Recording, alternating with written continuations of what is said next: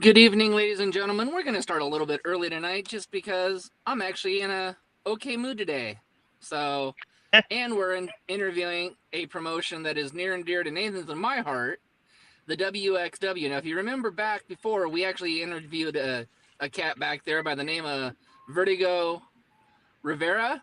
Yeah, the same Vertigo Rivera, the son-in-law of Wild Samoan Alpha. Well, we've got a referee from their organization with us tonight, Mr. Brian Rubright or Bright. Um, It's Rubright, but okay. Rubright. Rubright. Okay, Rubright. Thank you for the Our correction. apologies. No Our problem. apologies. Anyways, like we said, great interview. Excited. We couldn't wait to get it started. So, Brian, let's take it over to. First, welcome Nathan. Now, Brian, to you. Yep. So, yes, my name is Brian Rubright. I've been and currently am one of the referees for WXW. I've been in the business now for a little over 10 years. I started out in Tampa with ASW, um, learned to referee with referee Jimmy Mack, and I've been lucky enough to referee up and down Florida and as far north as Canada. I've done some work up in the New England area, and been doing it about 11 years now. And I put my home base with WXW. It's a great environment, great promotion, great fans and workers alike. It's a great family environment, and have the opportunity to learn um, from off of the Wild Samoan as well as some of the legendaries that come through that organization.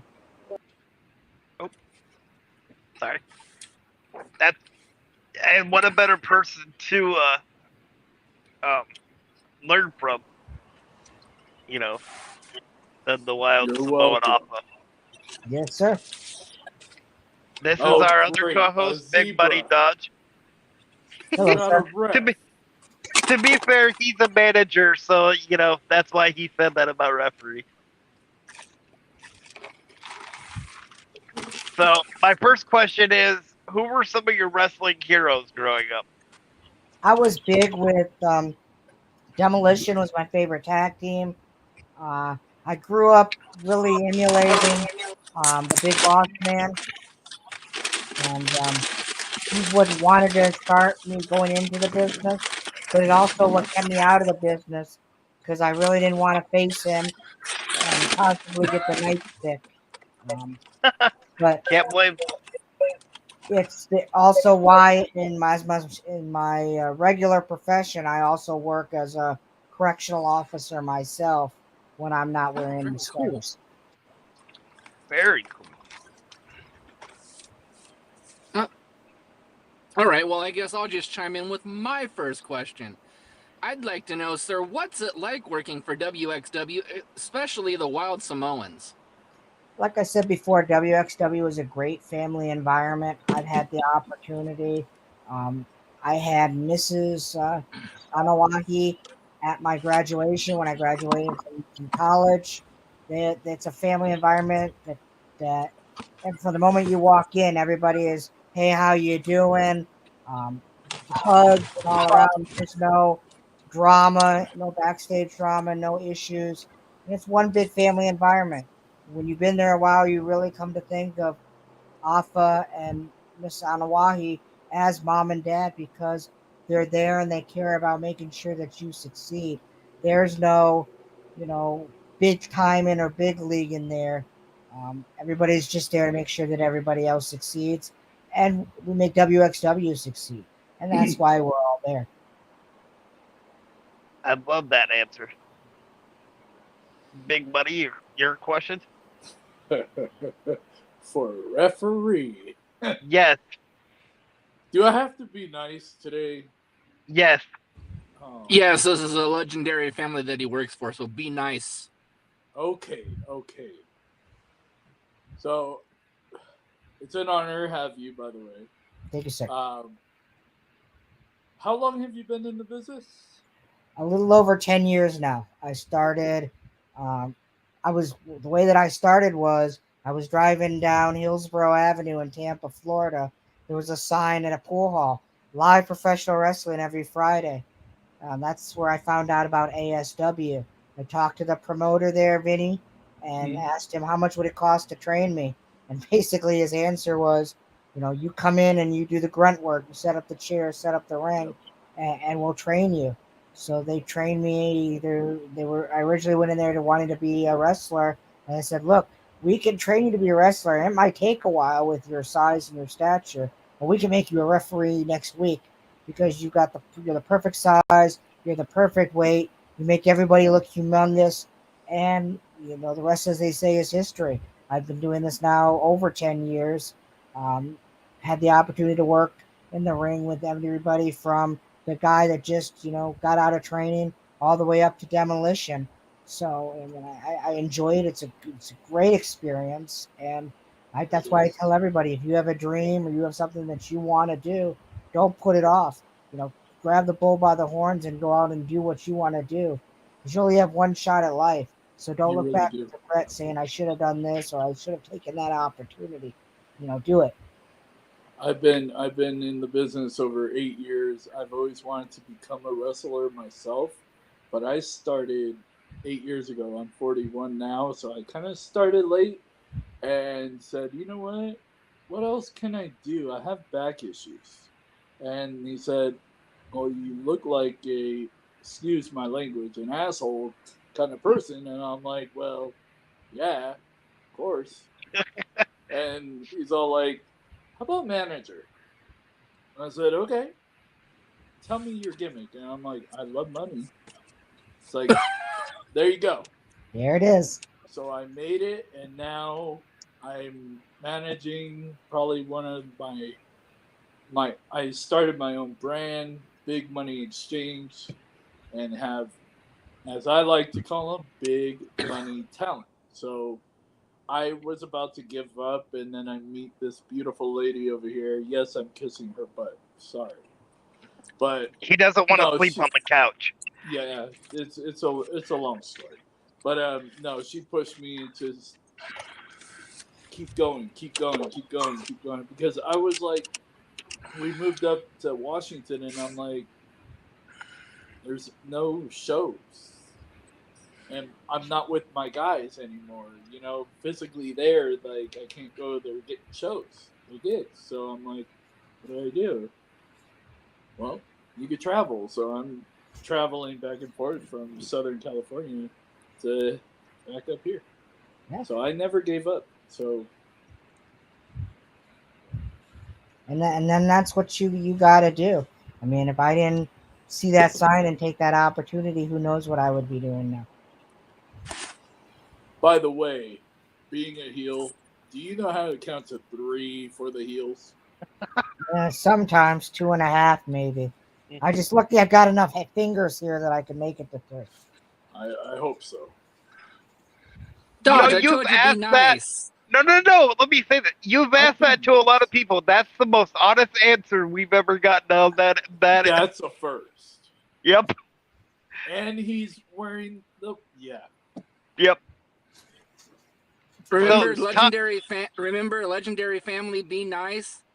Yep. I'm Top five. being nice. I told them I'm a heel, so I'm asking the heel question.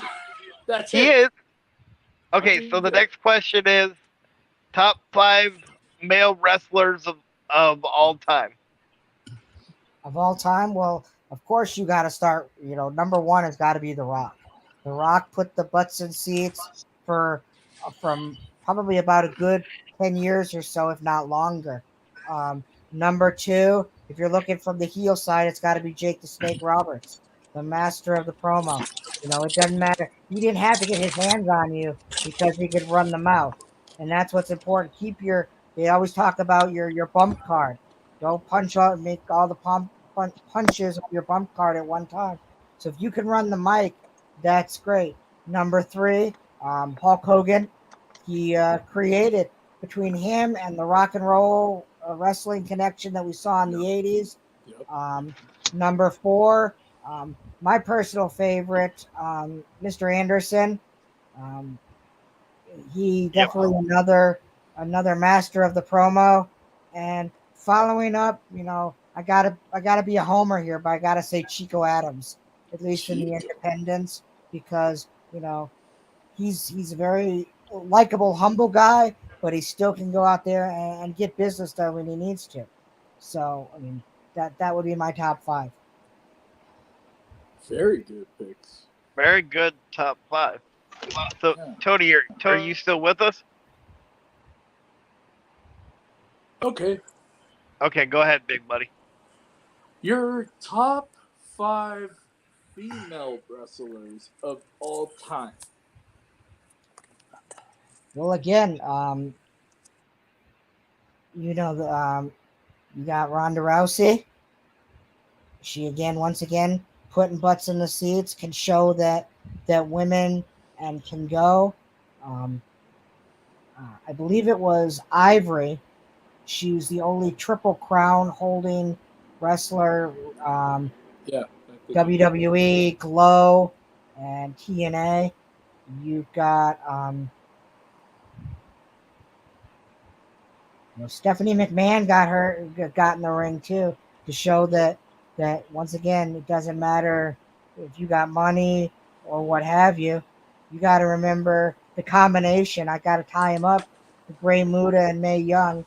I don't think you really ever saw one without the other, and again showing that old people can still go out there and do what needs to get done. And then following up with Medusa. She's out there. She may not be in the ring, but her face is now one of the biggest faces in monster trucks. So that would be my top 5. Very I got good to meet her choices. at a Monster Jam. That was awesome. That was awesome. So, Tony, do you have a question? Tony Khan. Well, we already know his answer. We already should know his answer to his number 1 for this, but we're gonna just ask it anyway. Your top 5 tag teams of all time. Got to start out with Demolition. Biggest tag team of the 80s. Record holding tag team. Went out there. Even when it started to look bad, they were able to reinvent themselves. Brought in Crush near the end of it. Top 5, number 2, Money Inc. $1 Million Man, Ted DiBiase, IRS. Twin Virgil. Towers, Big Boss Man, Akeem, One Man Gang, depending how you look at him. You've got a lot of the Virgil. tag teams now. Now wrestling nowadays isn't big on tag teams. It's now a lot of single stuff. Rock and Sock Connection.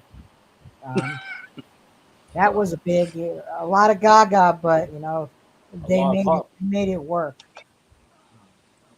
And then, unfortunately, I don't know who's going to be my number 5, so I'm going to leave it at the top 4.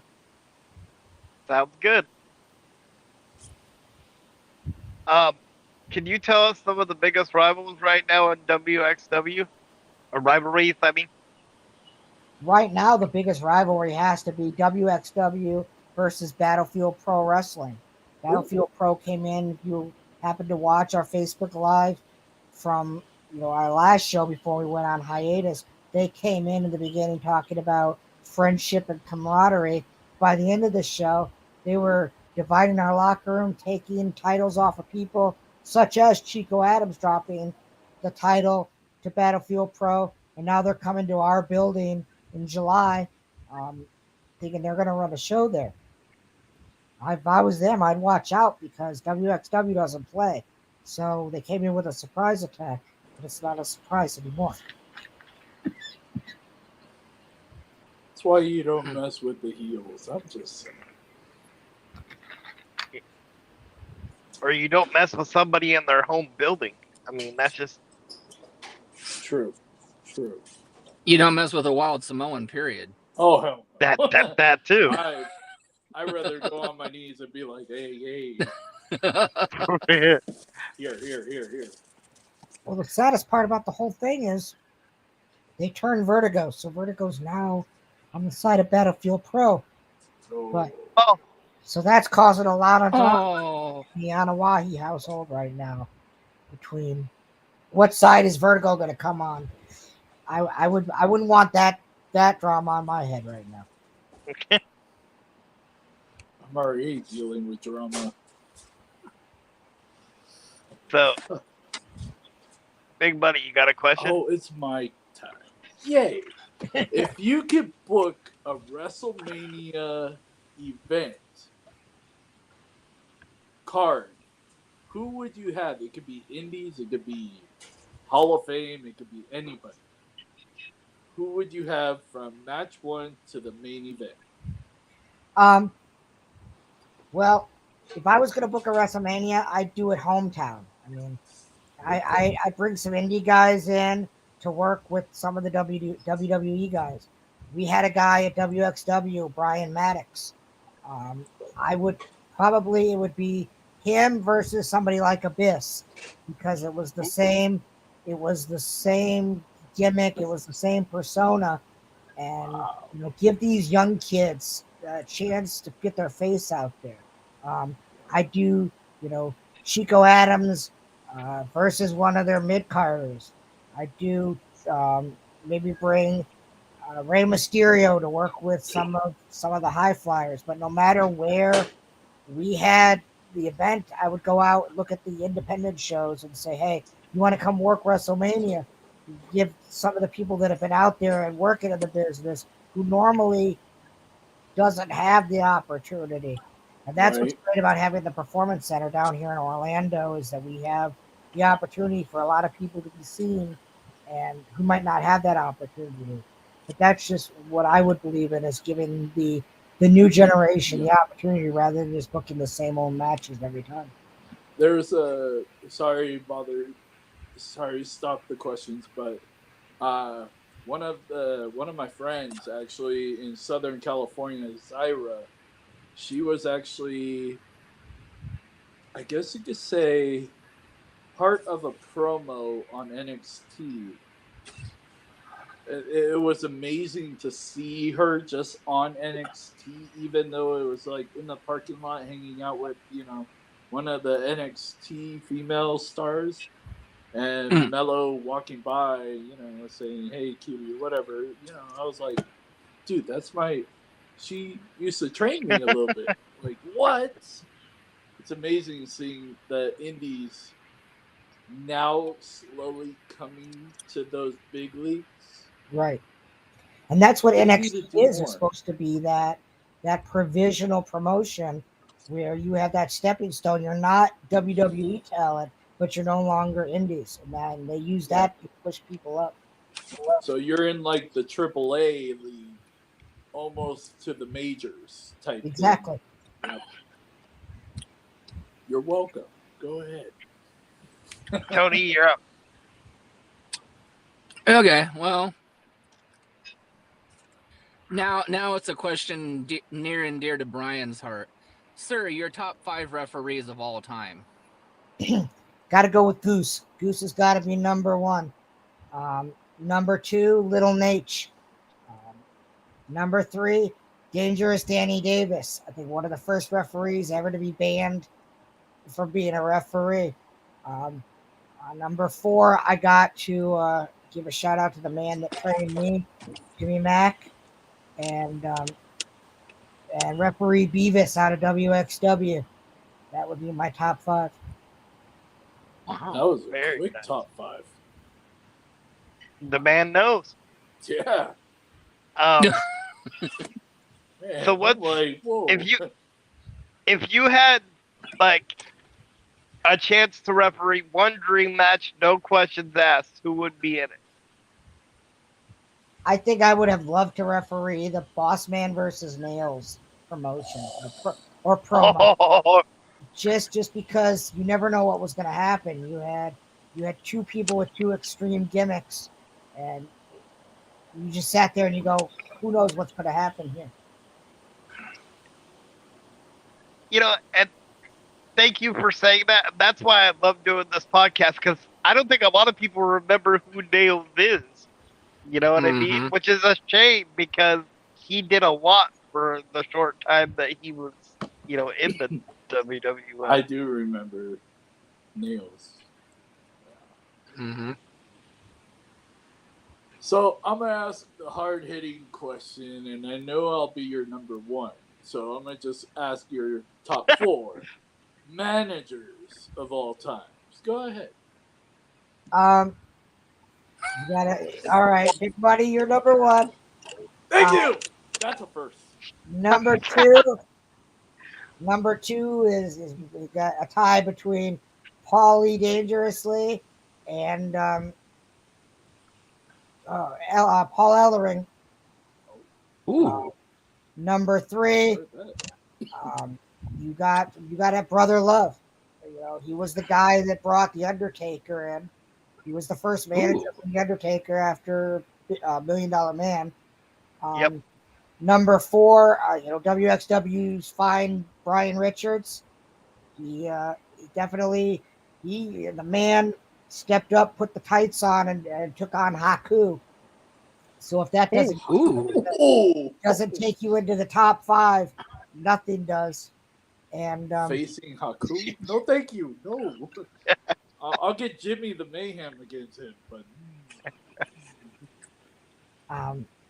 number five, still to be TBA, to be announced at a later date. Sounds good. And the man who took on Haku, much respect to you, because I don't know a lot of people that would have done that. I sure as hell wouldn't. You gotta pay me, and make sure the hospital's there. Maybe your life insurance is paid up. Life insurance. Okay, Tony, you're up. Oh, okay, boy. One of my favorite questions coming up here. Oh, God. Big Money Dodge loves peanut butter, because he's so sticky. He has to have it on his fingers because he's sticky-fingered and plays with his money all the time. So, sir, what is your favorite cookie or snack? Favorite snack? I am a Poppables guy, especially white cheddar. You put the bag in front of me, it's gonna come back empty. And I even have to stop because it's like, all right, I've eaten 3/4 of the bag. Let's go do something else. This was after they got rid of Doritos 3D. Once they had Doritos 3D, the original ones, those were dangerous too. So I guess I'm an Air Puff Snacks guy. Gotcha. Hey, I can't say anything because I'm the same way. So what's the craziest thing you've seen in a ring when you've been refereeing? Well, when I started out, my second match, the promoter came to me and he said, all right, Rubright, you got this match. You're going to take the rock bottom after the match. I said, okay, fine. This turned into a year-long program where I refereed every one of these guys' matches, and it turned into a rock bottom at the end. And by that, the crowd was expecting it. Okay. Follow-up question to that. How did your back feel after a year's worth of rock bottoms? I mean, seriously. The back was fine. It was unfortunately the first one. I ended up hitting the back of my head, so I don't even remember the first one. I have to watch it on video. Yeah. Concussion. Yeah, probably. Very fun. That's the day I learned to tuck my chin. Yeah. Got it. I won't say who taught me how to do that. I won't bring his name, but Mikey O'Shea. Anyways, have you ever had a serious injury during a show or even training? Yeah, I had surgery on my foot a week before the show, and in my infinite wisdom decided to go to the show with a walking cast on and enter a battle royal with my walking cast on. And this was at a WXW show. So the Pops is like, we'll just handcuff you to the ring until the last two, and then you only have to take a super kick. So here I am, handcuffed to the ring in a giant walking boot. So needless to say, you do what you have to do for the business. But that was especially getting handcuffed to the ring. I've been there. Well, I'm glad you're okay and you're killing it in the ring. Thank you. Yes, sir. See, I'm being nice. I'm trying to be. You are. I'm very proud of you on this podcast. This is really hard. I hope you know that. You guys better pay me double for this. Sure, I'll get right on that. So have you ever had a moment like when you're refereeing that like you refereed somebody that you had like oh my god moment, realizing you were in the ring with that Yeah, team? the day that I refereed Demolition. I mean, this was the culmination of my entire childhood, Right in front of you. wrapped up in one. And I think the best part about it was afterwards, Axe came to me and he said, you know, would never even have recognized that you were new because you weren't in the way. You counted when you were supposed to. You did everything the right way, and you did a great job, sir. I mean, that right there is a compliment that Greg's right up there at the pinnacle of somebody who's been in the business, won the championships, been around the world, actually telling me that I did a good job, and not be like, oh, you're just a new referee. Yeah. Wow. That's okay, up there. That's way Yes, up sir. that Okay. is up there. Okay, well, before I ask the question, Dodge, you're being nice and you're asking us to pay you double? Dude, your name's on this podcast. You bought it. So therefore, you're paying yourself to be nice. Well, at least you know where the money's coming from. Anyways, my question is, and I'm thinking this is probably going to be an obvious one too, but best wrestler to turn actor. The Rock. I mean, unless you want to count Hulk Hogan's 3 to 5 movie, High Noon at Mega Mountain. The one who's actually been successful in the acting game has got to be The Rock. I can't deny that. Although you can't forget Hulk Hogan in Suburban Commando, where you heard the Undertaker scream like a little girl when he got that high-pitched squeal. My question, right? Yep. Be good. It's like a self-help thing for himself. I'm trying to be in character, but not because I respect, people that have been in the business for a while. But have you ever botched or missed your spot as a ref? Like your first match? Unfortunately, we still do it. We still make mistakes today. We were in a modified battle royal with pinfalls. So I'm sitting here going, "Oh, that looks nice," and the wrestler's like, "Count, stupid." I'm like, "Oh yeah, right." So sometimes, unfortunately, we all sit there, we get absorbed into the action, and we forget what our job is. We become fanboys, and we're like, "Oh, I'm supposed to count." Okay, I have a quick story, really quick. So I used to be a part of a training school, and I know, right? Really quick. So we had one of our wrestlers be a referee. Well, his tag team partner could jump over the top rope. So even though he was in the referee shirt, he had to do the one-upsmanship and try to prove to his partner that he could jump over the top rope like he could, even though he had never done it before. Oh gosh! He caught. So he goes, yep, and takes a face plant just as he hits the rope, right on his face. And we're like, he gets up, and the first thing we ask is, "Can you still count?" Is your hand broken? He's like, "No, but I have a headache." He's doing the Earl Hebner crawl over the. It was great. Man. Good times. I'll never forget stopping a ref counting. I almost messed up because I was all like, he was like, literally the mat was right here, his hand was right here. I'm like, oh crap, huh?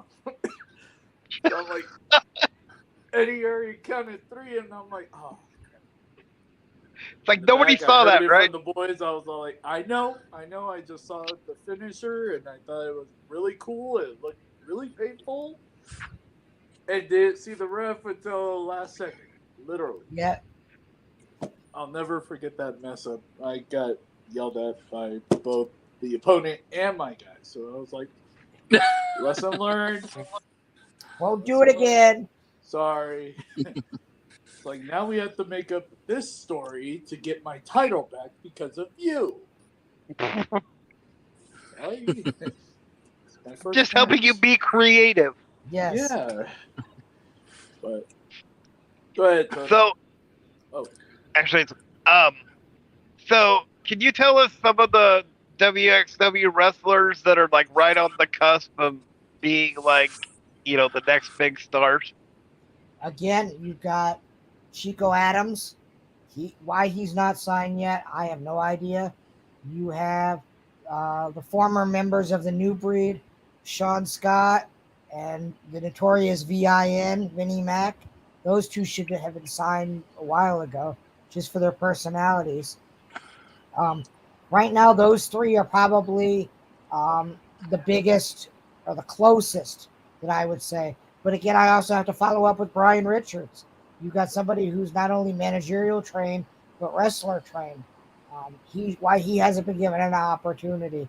Unfortunately, I would have to venture a guess that they're sticking to their age limit, and I think they're losing out on some great opportunities once they hold hard and fast to this 2-digit number and say, nope, you're past what we want. We're not even going to give you a look, and you're missing out on great talent. I agree. I really agree on that. So, Tony Khan, you better call me.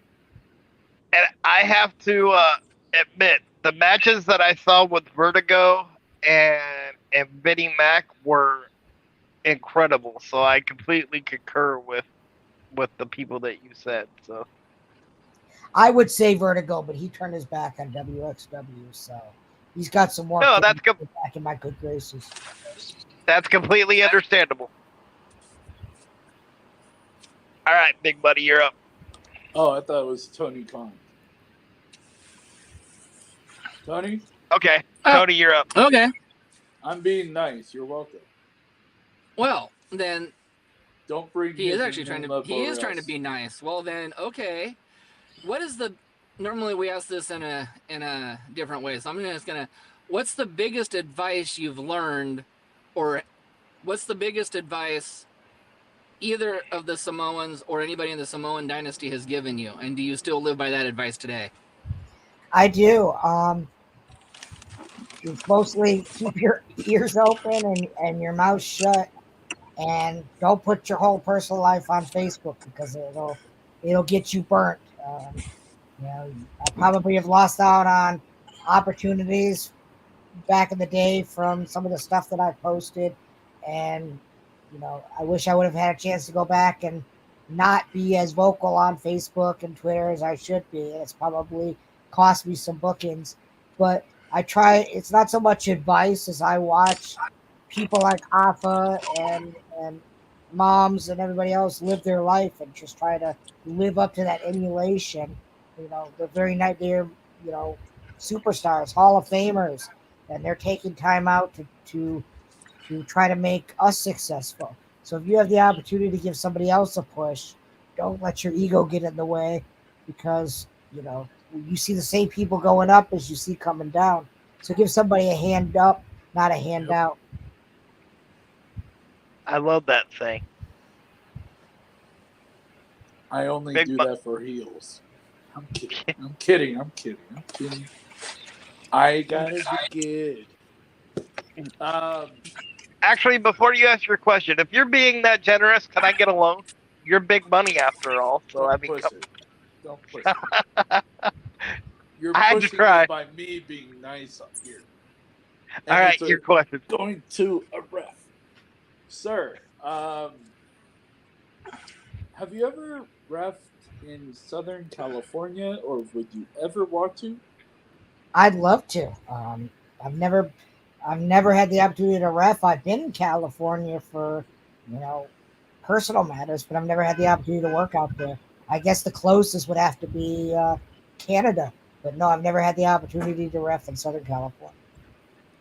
Well, I got people that know people that can make an announcement to make another announcement, so I'll be in touch. Just send me your private jet.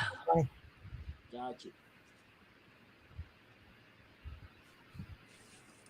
Tony, you're up. Oh, you're gonna skip yourself? Oh, no, I asked the question. I think. Oh, Okay. whatever. Okay, so let's do hey, let's give the commentators some love. Top 5 commentators. You know, Todd Pettengill was big in the 80s. I enjoyed him. You can't, talk about commentators without talking about the top 3. Bobby the Brain Heenan, Gorilla Monsoon, JR. And then one of my favorites was Mike Tenay and Don West. Yeah. Wow. Very much. Count them as one because they were pretty much joined at the hip anyway. You didn't see Very one true. without seeing the other. Yeah, the only storyline that I thought was weird with them was when they tried to turn Don West heel on Mike today, because it just didn't work for me. No. You know, commentators should be down the middle. There shouldn't be heel commentators and face commentators. You're just a commentator. Yep. Amen to that one. So,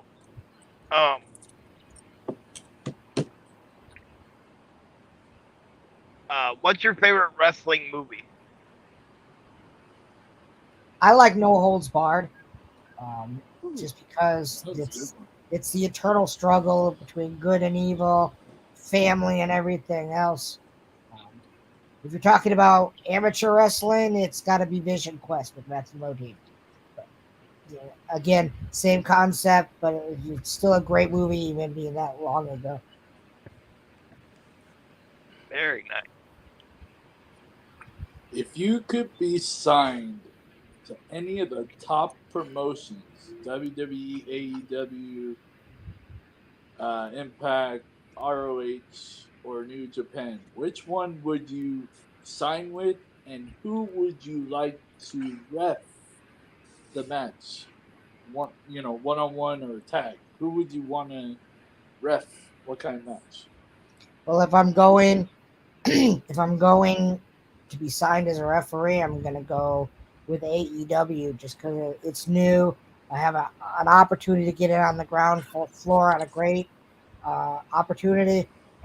I would have to get with MJF because he is the face of professional wrestling at this time, regardless of what your feelings are about the promotion. No matter where he's signed, he's going to do great things just because he has the heel personality, and he's got the ability to make the crowd love him or hate him, and that's what makes a great heel, makes a great face, or just makes a great wrestler in general. So that's what I would do. I agree. I love it. I Tony do too. Tony Khan, here's your next ref right there. Yep. Call him. Make an announcement about him making another announcement. But only to make an announcement. Yeah, later down the line. Okay, Okay, Tony, so was you're there a up. question? Oh, okay. I was gonna ask, was there an announcement in that, or question in that announcement? But okay, so I guess again, let's just play devil's advocate here. Who's the next big Samoan dynasty star to make it to the big time?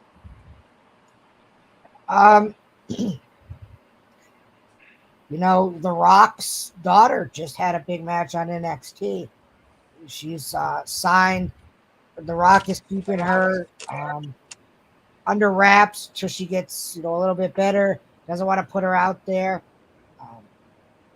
I think she's going to end up being the next big one. I had the opportunity to ref one of them. Unfortunately, his name escapes me. He did the big kill the ref gimmick for a while now. But yeah, unfortunately, I was at the business end of a off the top rope splash from him, so I'm lucky I'm still alive. But as far as who the next big one is, with as big as The Rock was, I just see his daughter following in his footsteps. I don't like how NXT is doing his daughter with the with Gracie. With I Schism. just don't like it. Yeah, with the schism, it doesn't seem like they could do better with her. In my opinion. Well, I think the problem with that once again is the creative battle between Triple H and Vince. Who's going to be running the company? I think it's time. Vince can be a great executive, but I don't think he's got the creative juices that Triple H has. He lost. Triple H is young. He's been in the business a while, closer time period than Vince has. So, yeah, Vince was great in the 80s and 90s, but what have you done for me lately? So, but Triple H is, multi-time champion, married to the boss's daughter. Vince, put the ego aside. Let Triple H write creative. Because when he was doing it, it was great. Now we're seeing it's going back to the blase it was before. Yep. Once Triple H had it in his hands, it just went from down here up, and now all of a sudden Vince is back. Now it's just going back down. I agree with that. And I think the problem is that the difference is, in my opinion, is Triple H talks to the talent because he's around the talent all the time. Right. Vince is doing it remotely from home.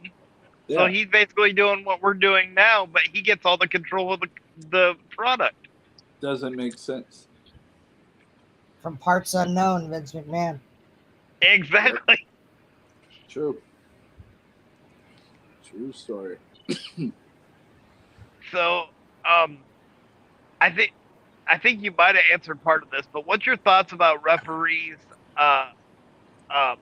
wrestling in matches? Because I know right now with like Aubrey Edwards getting ready to wrestle tonight on Rampage, there's been a lot of talk about that lately. Yeah. I think if you're going to make that switch, it's got to be a permanent switch. I mean, you can't be a referee on Tuesday and then be a wrestler on Wednesday because it destroys the gimmick. Wrestlers are supposed to be larger than life people, and here you have the referee, which has always traditionally been the weaker part of the trio, the two opponents and the referee. You see these referees going down just because they got touched, but now one of them is going to rise up and be a wrestler, but then next week she's going to be a referee again. It destroys the image, and I just think it's bad. And her career, I think. So, I mean, if you're going to be a wrestler, make it a program, but make it the change permanent. Don't come back and then try to be a referee again. Because people are going to be like, well, wait a minute. Why are you now selling this super kick like it destroyed you, but last week you were, body slamming Double J. Like, no. Yeah, I think it would ruin her career if that was the case. Like one day she's a wrestler and then all of a sudden she goes back to ref and then go. It wouldn't make sense at all. You're absolutely right. And I think it would be one thing if it would just be like a one-on-one match with her and Karen Jarrett. You know what I mean? Because then you could play that off because they both really aren't wrestlers. So it's just, right. All right, Tony, you're up.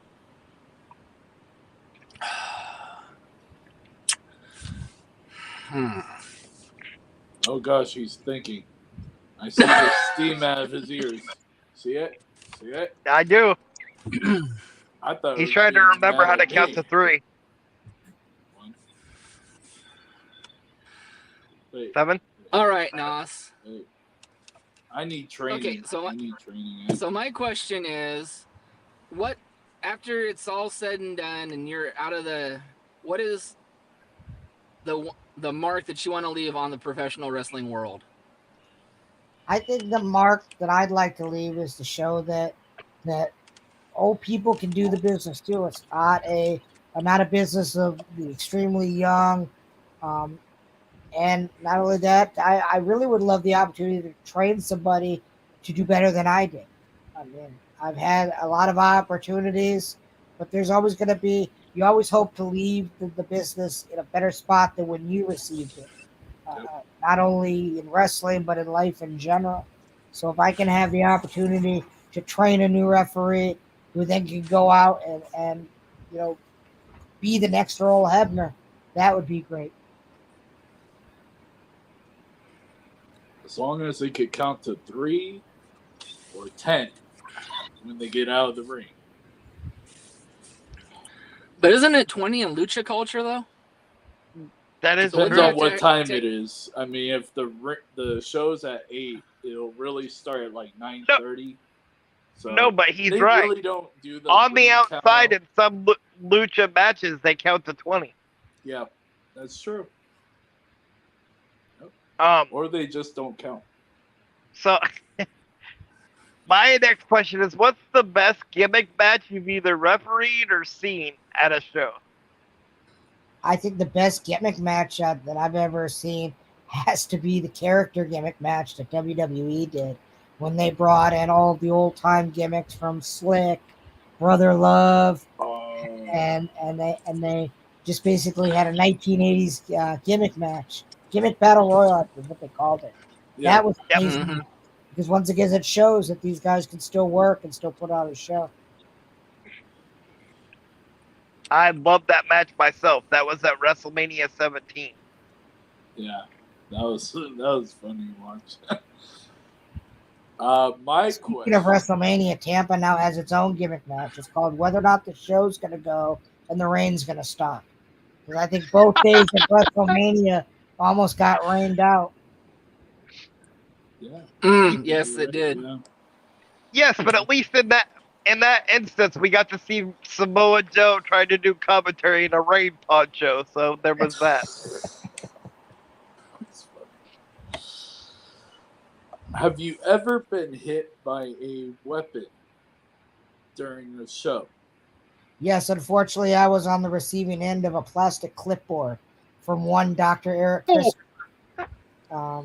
which The splattered head into or the back? pieces. Huh? The back or the head? The front of the head. Ooh. I turned around and it was right there.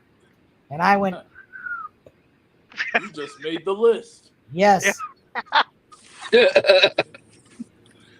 Ooh. Wow. And it wasn't even a list of Jericho. Hey.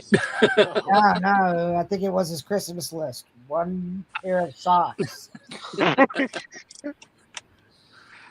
I'm sure it made a pretty good sound though. Oh, it did. But I was just glad it broke upon impact. It didn't hold because I was waiting for it to go and not break, and I would be like, "Yep, not gonna break. We're gonna do it a second time." No, we're not. Nope.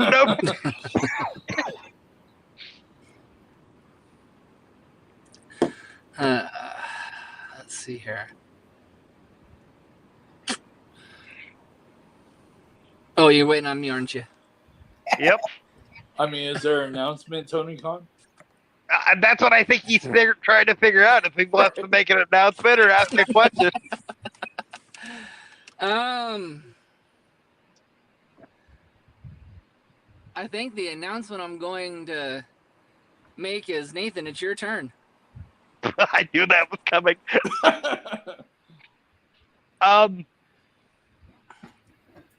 So I'm gonna kind of ask a similar question to what we just asked, or what I just asked. So if any of the Wild Samoans or any Booker came up to you and said you have your choice of a gimmick match to be involved in, what would be your choice?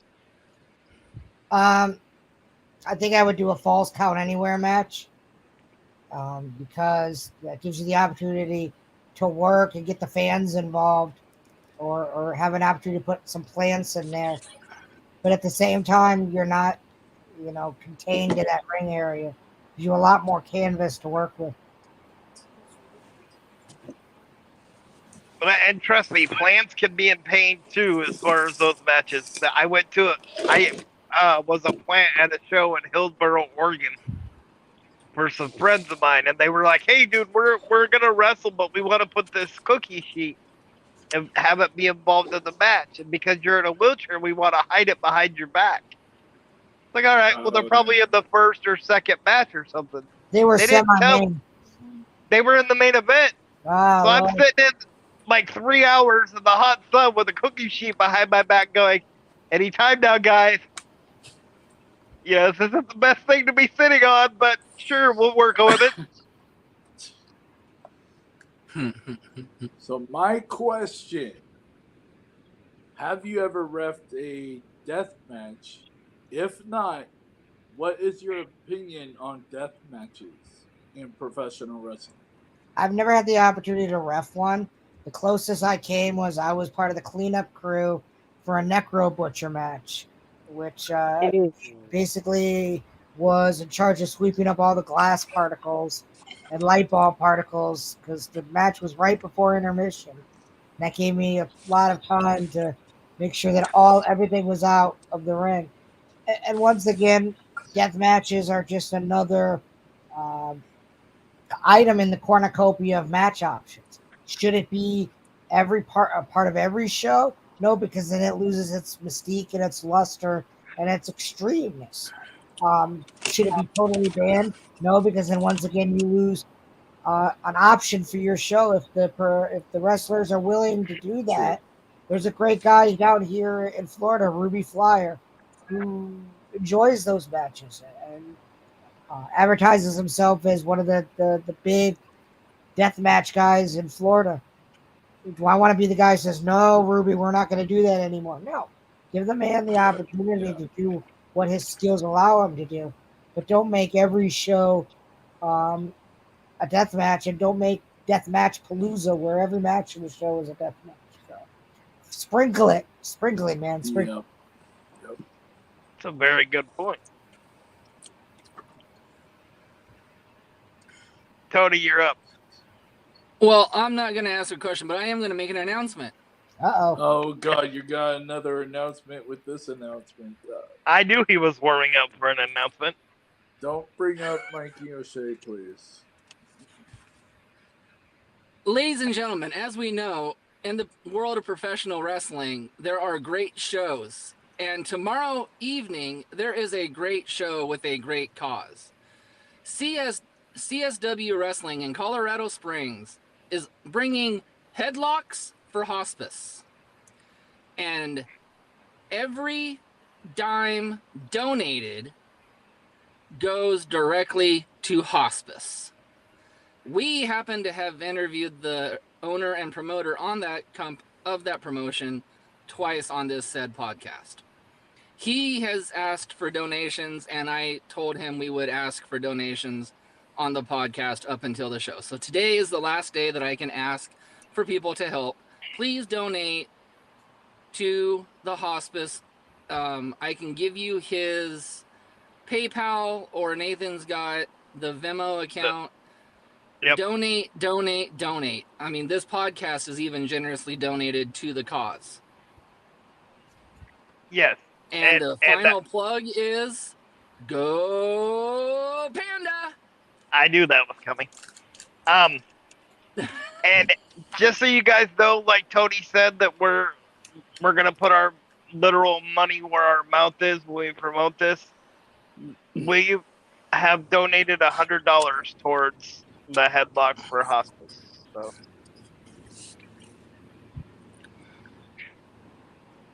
And this concludes this announcement. Just wait, there's another one coming soon. And the sad things, ladies and gentlemen, is it took him skipping a question to come up with that announcement. You really did pull a Tony Khan. You just didn't want me to talk about Panda all show, so.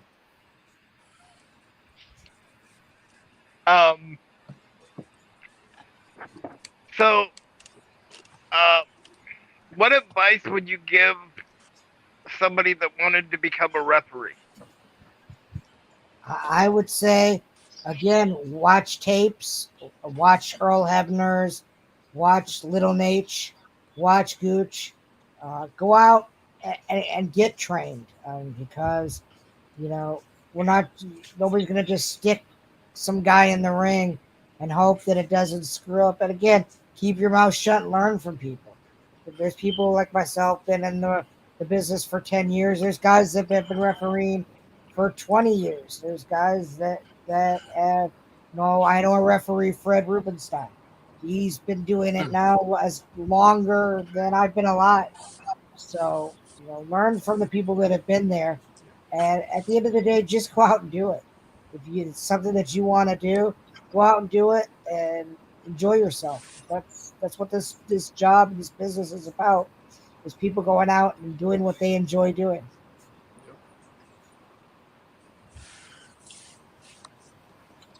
And I love pissing people off. I'm just saying. All right, big buddy, you're up. Oh, my turn. Great.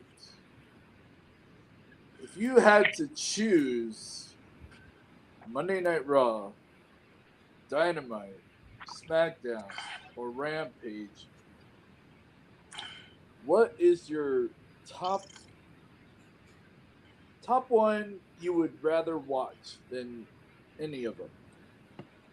Does that make sense? So basically, you're asking which show I like the most? Yes. Yeah. Well, you got to go with Raw because it was the show that started it all. I mean, it's the longest running episodic show of all time, even beating things out like The Simpsons. If you've been on longer than The Simpsons, and I think The Simpsons have been on since the resurrection, I think you're obviously doing something good with your product. So, gotta watch the best. Just gotta get rid of Vince and put Triple H, and then you're really good. That's what I've been saying, but nobody's listening to me. In one ear, out the other. Got it. Yep. Hey, you got some supporters here that'll back you up on that claim. Exactly. You know, All right, Big Tony. Money Exchange is looking for a personal rep if you're willing to go to the dark side. Of course. I mean, we got peanut butter cookies and peanut butter. Oh, there you go. Go ahead, Tony Khan. Oh. Have an announcement. Is it my turn again? Okay.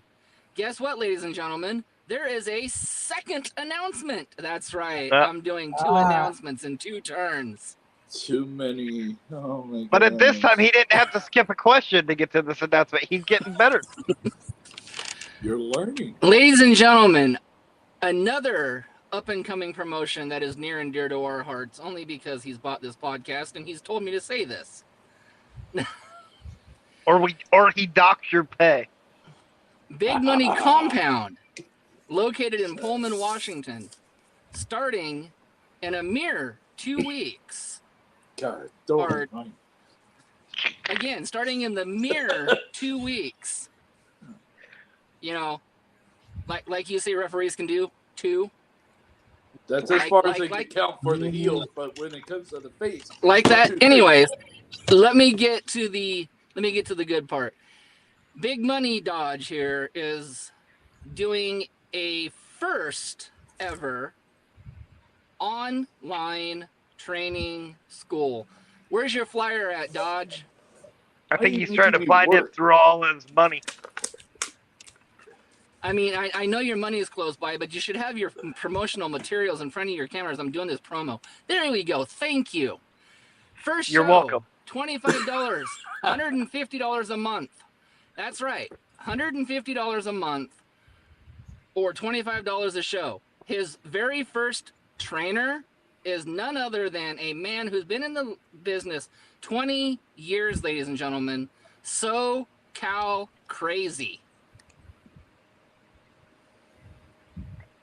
And you can find all of his information on Big Money Compound on Instagram, Big Money Dodge on Instagram, Facebook, Twitter.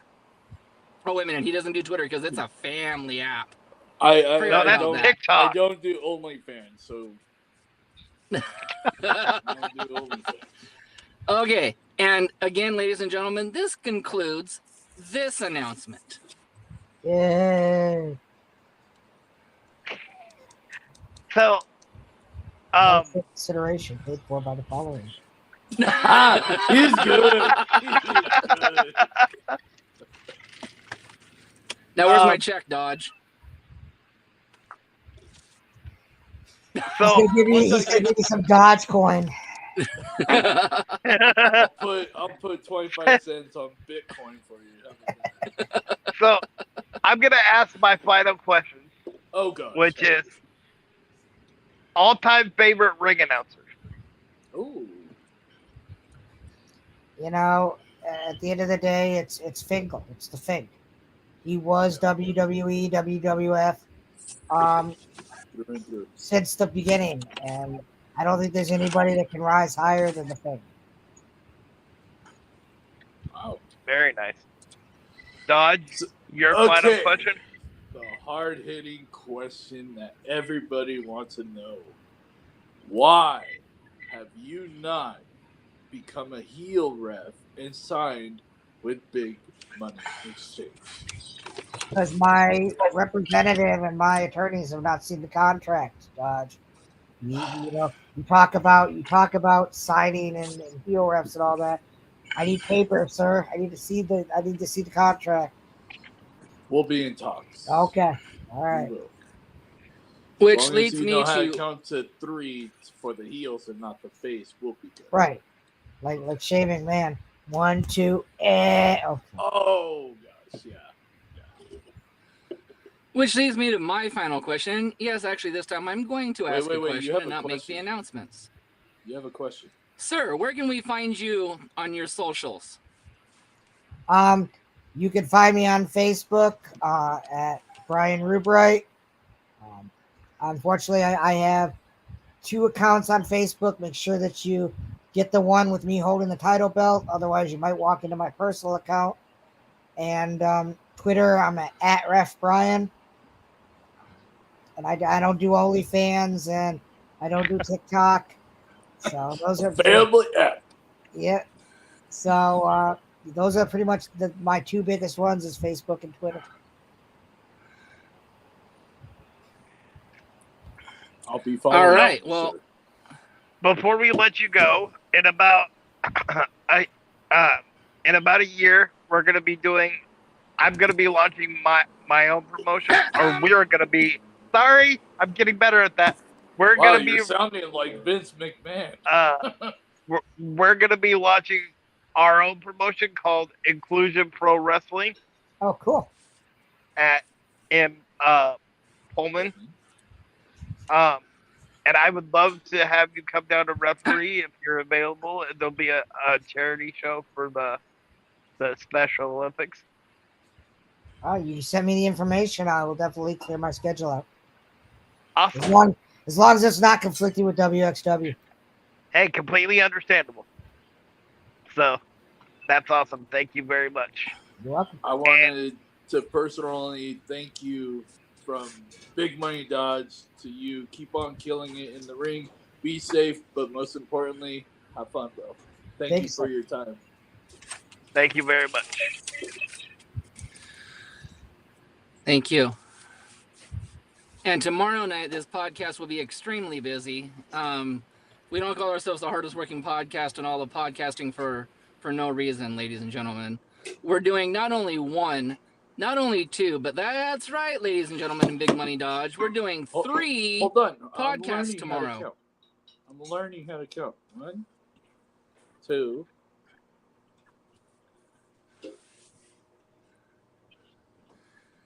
And then followed on Sunday, we're also doing Football. 2 podcasts.